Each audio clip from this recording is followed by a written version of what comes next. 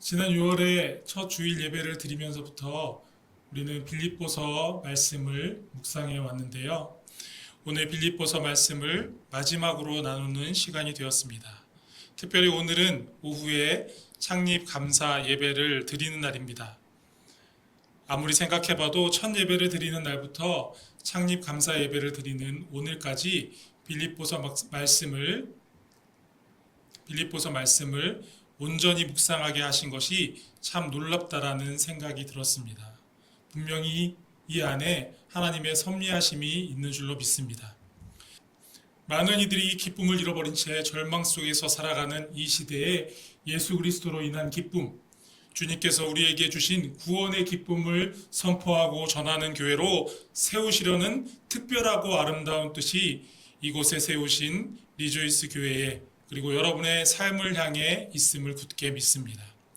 바울은 빌립보 교회에 보내는 편지를 마무리하면서 그들이 바울에게 헌금을 보낸 것에 대해서 칭찬하고 있습니다. 이렇게 특별히 칭찬하는 이유는 빌립보 교회가 보낸 헌금이 단순히 물질적 도움으로만 볼 수 있는 것이 아니기 때문입니다. 바울은 이미 우리가 지난주에 말씀에서 살펴본 대로 풍부에 처할 줄도 알고 궁핍에 처할 줄도 아는 일체의 비결을 익힌 상태였습니다. 바울에게는 주님이 모든 것이었기에 물질의 유무, 그것의 많고 적음은 더 이상 바울의 삶에 중대한 영향을 끼치는 요소가 되지 않았습니다. 그렇다면 바울이 빌립보 성도들에게 너희가 내 괴로움에 참여하였다라고 말한 부분에서 바울의 괴로움은 무엇이었을까요? 그것은 감옥에 갇힌 바울의 상황이었습니다. 어디든지 자유롭게 다니며 복음을 전해야 할 텐데 복음을 전할 수 없는 그 상황이었습니다. 감옥에 갇힌 그의 사도성을 의심하는 여러 사람들의 말들이 있었고요. 또 바울이 사도의 자격이 없기에 하나님께서 그를 감옥에 두시는 거라면서 그를 비난하고 공격하는 말들, 이것이 바울이 겪는 괴로움이었습니다. 그런데 빌립보 교회 성도들이 바울의 이런 상황에 관심을 가졌던 거죠. 그리고 바울을 격려하고 그의 생계와 사역을 돕기 위해 헌금을 보냄으로써 바울의 괴로운 마음을 헤아리고 또 같이 아파하는 그들의 마음을 전한 것입니다. 우리는 어쩌면 사도 바울이 어떤 어려움에도 굴하지 않고 담대히 복음을 전한 누구보다 마음이 강한 사역자, 그 어떤 어려움도 그 누구의 방해도 흔들 수 없는 그런 분이다라고 생각할 수 있습니다. 그러나 사도 바울도 복음 전하는 그 일에 누군가의 협력과 도움을 필요로 하는 연약한 한 사람이었습니다. 그래서 바울은 선교 여행을 다닐 때마다 혼자 다닌 것이 아니라 여러 동역자들과 함께 동행하며 동역하였습니다. 예수님도 그러셨습니다.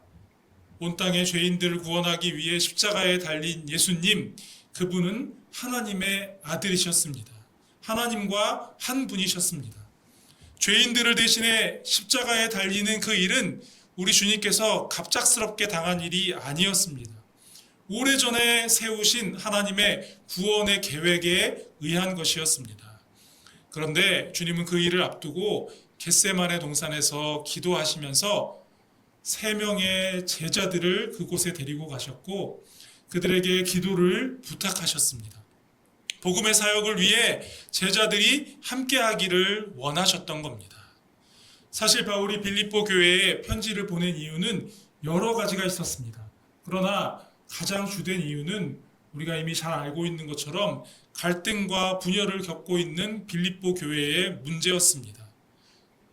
주님의 마음으로 한 마음을 품고 그 갈등의 문제를, 분열의 문제를 해결하는 것이 빌립보 교회의 가장 중요한 당면 과제였습니다. 바울은 편지의 마지막 부분에서 이 문제를 다시 강조할 수도 있었습니다. 그런데 편지의 마지막 부분에 상당 부분을 할애하면서 그들이 보낸 헌금에 대해서 말하고 있습니다. 마게도냐를 떠날 때에도 데살로니가에 있을 때에도 지금 로마 감옥에 있는 상황에서도 빌립보 교회는 바울에게 헌금을 보냈습니다. 바울은 빌립보 교회가 다른 누구에게도 찾아볼 수 없는 특별한 헌신과 섬김을 행했다라는 것을 칭찬하면서 이렇게 말합니다. 15절 말씀을 함께 보겠습니다. 빌립보 사람들아 너희도 알거니와 복음의 시초에 내가 마게도냐를 떠날 때에 주고받는 내 일에 참여한 교회가 너희 외에 아무도 없었느니라. 그런데 여기서 빌립보서를 받은 당시의 사람들이라면 매우 의아해야 할 만한 표현이 있습니다. 바로 주고받는 내 일이라는 표현입니다. 사실 여기서 주고받는 이라는 표현은 상거래에서 사용되던 전문 상업 용어입니다. 회계장부의 지출칸과 수입칸을 가리키는 것입니다. 또 일이라는 표현으로 번역된 로곤이라는 단어도 회계 또는 회계장부라는 의미로 사용되던 그런 헬라어 단어입니다. 그래서 원어를 그대로 직역하면 수입 지출 장부로 번역할 수 있는 것이죠. 바울이 사용한 이런 표현들을 보면 그가 순전히 헌금을 물질적인 관점으로만 바라보는 것처럼 느껴질 수도 있습니다. 그러나 이어지는 바울의 말을 들으면 그렇지 않다는 것을 우리가 확인할 수 있습니다. 17절 말씀입니다. 내가 선물을 구함이 아니요 오직 너희에게 유익하도록 풍성한 열매를 구함이라. 아멘. 빌립보 교회가 이전에 헌금을 보냈던 일까지 바울이 다 얘기하면서 칭찬하는 이유가 또 다른 선물을 받기 위함이 아니다라고 분명히 말씀하고 있습니다. 바울의 목적, 바울이 기대하는 것은 절대로 자기의 물질적 유익이 아니었습니다. 더 많은 선교 헌금을 받기 위해서 그런 말을 하는 것이 아니었습니다. 오히려 그가 바라고 기대하는 것은 빌립보 교회 성도들의 유익이었습니다. 바울은 헌금을 통해 그의 괴로움에 동참하는 빌립보 교회 성도들의 삶에 풍성한 열매가 맺어지게 되기를 간절히 구했던 것입니다. 하늘에 있는 그들의 영원한 계좌에 풍성한 열매가 늘어나고 채워지게 될 것을 확신했고 자신의 삶을 통해 경험해서 그것을 잘 알고 있었습니다. 우리는 예배를 드릴 때마다 헌금을 드립니다. 대부분 우리가 소유한 물질의 일부를 떼어서 하나님 앞에 드리게 됩니다. 그렇게 헌금은 우리 신앙생활에서 상당히 중요한 부분을 차지하고 있습니다. 그런데 누가 가르쳐 주지 않았는데도 어느새 형성된 헌금에 대한 잘못된 인식이 있습니다. 헌금은 교회의 재정 충당을 위한 성도의 의무 비용이 아닙니다. 목회자나 교회 리더 그룹이 원하는 것을 채워주기 위한 것도 아닙니다. 또한 헌금을 많이 할수록 하나님께 큰 물질적인 복을 받는다라고 말할 수도 없습니다. 그렇다면 우리가 드리는 헌금으로 인해 도대체 어떤 일들이 일어나는 걸까요? 우리의 헌금은 교회가 없는 곳에 사단이 득세하는 어둠의 땅에 교회가 세워지게 하기도 합니다. 또한 전쟁터 같은 세상 속에서 상처받고 절망하여 죽음을 생각하는 어떤 이들에게 복음의 소식이 전해지게 하고 귀한 영혼들이 죽음의 그늘에서 떠나 생명의 빛으로 나아가게 하기도 합니다. 또 우상 숭배로 짙게 물들어 썩어져 가고 있는 땅에 홀로 복음의 씨앗을 뿌리는 선교사님들의 사역에 힘을 더해서 생명의 복음이 흐르는 땅이 되게 하기도 합니다. 그리고 그 은혜의 열매들을 우리와 우리의 후손들이 맛보아 누리며 살아가게 됩니다. 여기서 우리가 헌금의 의미를 다시 한번 정리해 볼 필요가 있습니다. 헌금은 우리가 이미 잘 알고 있는 것처럼 구원의 은혜에 감사드리는 신앙의 고백입니다. 또한 내 삶의 주권자가 하나님이심을 인정하는 고백입니다.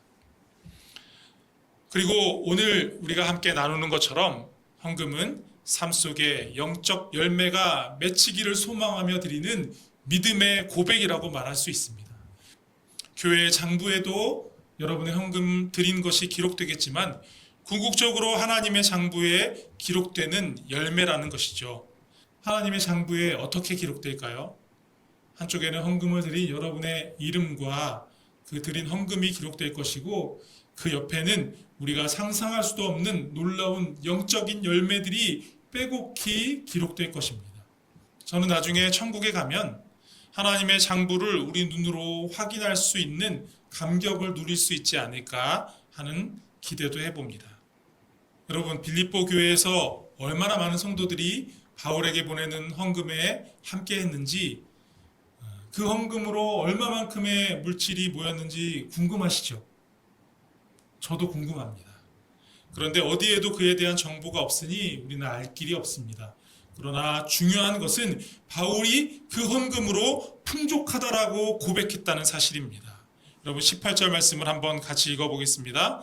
내게는 모든 것이 있고 또 풍부한지라 에바브로디도 편에 너희가 준 것을 받음으로 내가 풍족하니 이는 받으실 만한 향기로운 제물이요 하나님을 기쁘시게 한 것이라. 그것은 단순히 바울에게만 풍족함과 만족함을 느끼게 하는 그런 것으로 그친 것이 아니라 하나님 앞에 아름다운 향기이며 기쁘게 받으시는 제물이 된다고 말합니다. 너무나 당연한 말 같은 표현이지만 바로 여기서 우리에게 주시는 귀한 메시지가 있습니다. 바울은 왜 헌금이 하나님께 아름다운 향기가 되었다라고 표현을 했을까요? 이 표현이 사용된 다른 곳을 살펴보면 우리가 그 이유를 잘 알 수 있습니다. 이 표현은 창세기 8장 20절, 21절에서 처음 사용되었는데요. 함께 읽어보겠습니다. 노아가 여호와께 제단을 쌓고 모든 정결한 짐승과 모든 정결한 새 중에서 제물을 취하여 번제로 제단에 드렸더니 여호와께서 그 향기를 받으시고 그 중심에 이르시되 내가 다시는 사람으로 말미암아 땅을 저주하지 아니하리니 이는 사람의 마음이 계획하는 바가 어려서부터 악함이라. 내가 전에 행한 것 같이 모든 생물을 다시 멸하지 아니하리니. 아멘. 노아의 가족이 방주에서 나왔을 때 그 땅의 모습이 어떠했을까요? 온 세상의 생명체들이 다 죽임당한 처참한 현장이었습니다. 그곳에서 노아는 죄악 가득한 온 세상을 홍수로 심판하시는 어미하신 하나님을 보았습니다. 얼마나 두려웠을까요? 그러나 노아는 방주에서 나온 뒤에 가장 먼저 제단을 쌓고 정결한 제물을 취해서 하나님 앞에 번제를, 예배를 드렸습니다. 그 참혹한 심판 가운데서 노아의 가족을 구원하신 하나님의 크신 사랑을 그가 보았기 때문입니다. 하나님께서는 노아의 예배와 제물을 향기롭게 여겨 받으셨습니다. 그리고 다시는 땅을 저주하지 않으시겠다라고, 모든 생물을 멸하지 않으시겠다라고 약속의 말씀을 주셨습니다. 그리고 노아와 그의 자녀들에게 복을 주시면서 생육하고 번성하여 땅에 충만하라고, 땅에 있는 모든 것들을 그들의 손에 붙였다라고, 모든 산 동물을 그들의 먹을 것으로 주셨다라고 말씀하셨습니다. 하나님께 번제를 드린 노아와 그의 제물을 향기롭게 받으신 하나님 사이에 언약 관계가 성립된 것입니다. 바울은 이렇게 빌립보 교회가 바울을 도와 복음에 참여하고자 드린 헌금으로 인해 빌립보 교회가 하나님께 기쁨이 되었고 하나님과의 더 깊은 언약적 관계성을 가지게 되었다는 것을 말하고 싶어서 그들의 예물이 하나님께서 기쁘게 받으시는 향기로운 예물이 되었다라고 말씀하고 있는 것입니다. 그리고 이제 그들 빌립보 교회의 성도들의 예물을 기쁘게 받으신 하나님께서 한 사람 한 사람에게 친히 그들의 쓸 것을 풍족하게 채우시는 그런 은혜를 베풀어 주실 것이다라고 축복하고 있습니다. 어떤 집사님이 자신이 섬기는 교회 담임 목사님에게 이런 질문을 했다고 합니다. 목사님, 11조를 어떻게 해야 할지 고민입니다. 세금 전으로 11조를 내자니 좀 부담스럽고 세금 후로 11조를 내자니 왠지 찜찜한 마음이 듭니다. 어떤 게 맞는 걸까요? 목사님은 미소를 지으며 짧게 이렇게 지혜롭게 대답하셨습니다. 하나님께서 성도님에게 복을 주실 때 새 전으로 주시면 좋겠는지 새 후로 주시면 좋겠는지 생각해보고 판단하시면 될 것 같습니다. 많은 분들이 헌금 생활에 부담스러워하는 마음을 갖게 되는 이유는 헌금을 재정적 지출로만 생각하는 그런 오해 때문입니다. 그리고 이 오해는 치열한 삶의 현실과 맞물려서 우리가 신앙생활을 하면서 마땅히 누려야 할 하나님과의 관계에서 일어나는 그 은혜와 복의 풍성함을 온전히 누리지 못하게 만듭니다. 그래서 오늘 19절 말씀이 그 오해를 풀어주고 있는데요. 함께 읽어보겠습니다. 나의 하나님이 그리스도 예수 안에서 영광 가운데 그 풍성한 대로 너희 모든 쓸 것을 채우시리라. 노아의 예배와 제물을 받으시고 새로운 출발을 하는 노아 가족의 삶을 축복하시고 그들의 먹을 것과 그들이 누리고 살 모든 것을 베풀어 주신 분이 바로 우리 하나님이십니다. 그 하나님께서 저와 여러분의 예배를 기뻐 받으시고 은혜에 감사함으로 드리는 그 예물을 향기로운 제물로 여겨 받으시고 하나님께서 여러분의 삶을 풍성하게 채워주실 것이라고 약속하고 계십니다. 이 땅에서 아무리 많은 것을 누리며 살아도 결국에는 절망에 매몰될 수밖에 없는 우리를 불쌍히 여기신 하나님께서 예수 그리스도의 십자가와 부활로 우리를 구원해내시고 하나님 나라의 영광에 이르게 하신 하나님께서 영원히 빼앗기지 않을 복을 우리 안에 채우실 줄로 믿습니다.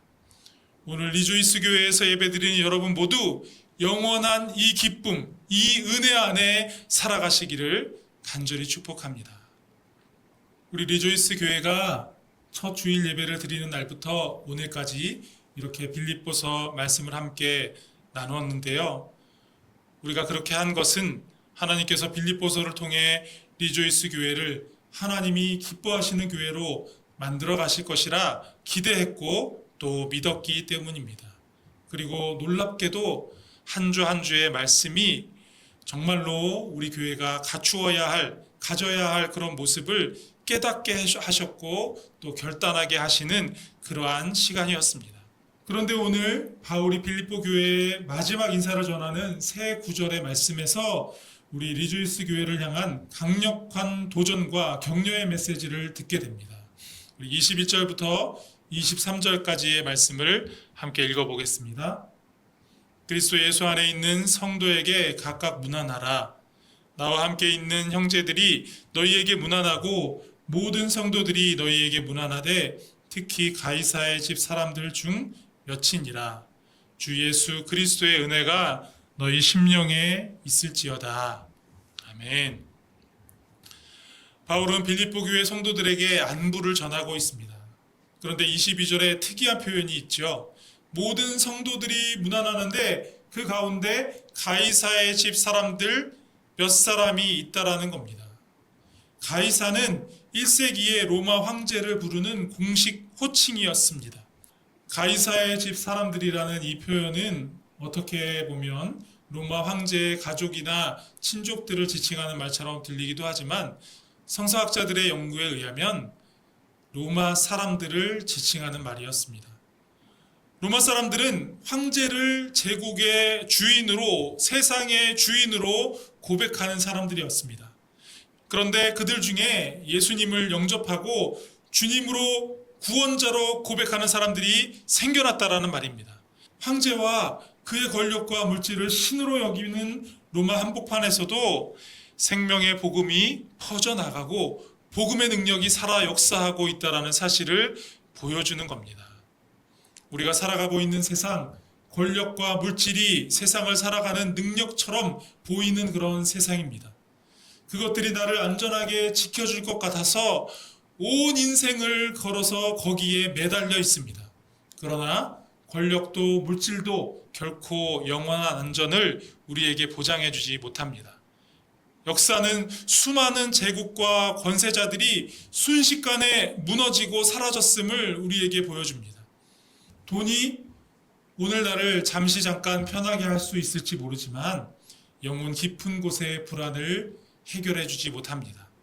권력이 잠시 잠깐 사람들을 굴복시킬 수는 있어도 죽음의 문 앞에서 단 한 사람의 생명도 지켜주지 못합니다.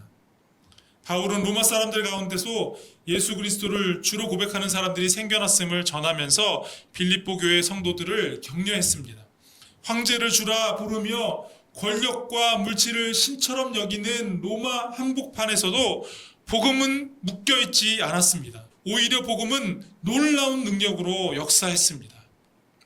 사랑하는 성도 여러분, 이것은 성경 속에 기록된 옛날만의 이야기가 아닙니다. 우리 교회가 세워진 이 자리, 바로 우리가 살아가는 이 땅도 다르지 않습니다. 눈에 보이는 성공, 물질적 풍요, 권력과 영향력이 사람들의 마음을 지배하는 곳이 우리가 살아가는 세상입니다. 그러나 그런 세상 속에서도 하나님은 여전히 복음의 능력을 드러내고 계십니다. 리조이스 교회가 바로 그 증거가 되기를 원합니다. 작고 연약해 보일지라도 우리가 예수님을 구세주로 고백하며 살아갈 때 우리의 가정에서, 우리의 일터에서, 이 지역 한복판에서 복음의 빛이 비추어지고 복음의 능력이 드러나게 될 것입니다. 로마 땅에서조차 예수 그리스도를 구세주로 고백한 성도들이 생겨난 것처럼 이 땅의 한복판에서 리조이스 교회가 복음을 증언하는 교회가 될 줄로 믿습니다. 그 귀한 일을 여러분을 통해 하나님께서 이루실 줄로 믿습니다. 그러므로 낙심하지 마십시오. 세상이 강해 보이고 때로는 교회가 작아 보일지라도 복음은 세상을 바꾸는 하나님의 능력입니다. 하나님께서 우리 교회를 통해 이 땅에 복음의 능력을 드러내실 줄로 믿습니다. 그리고 그 일을 위해 우리를 부르셨음을 믿고 감사와 소망으로 주님 앞에 나아가는 여러분 모두가 되시기를 주님의 이름으로 축복합니다.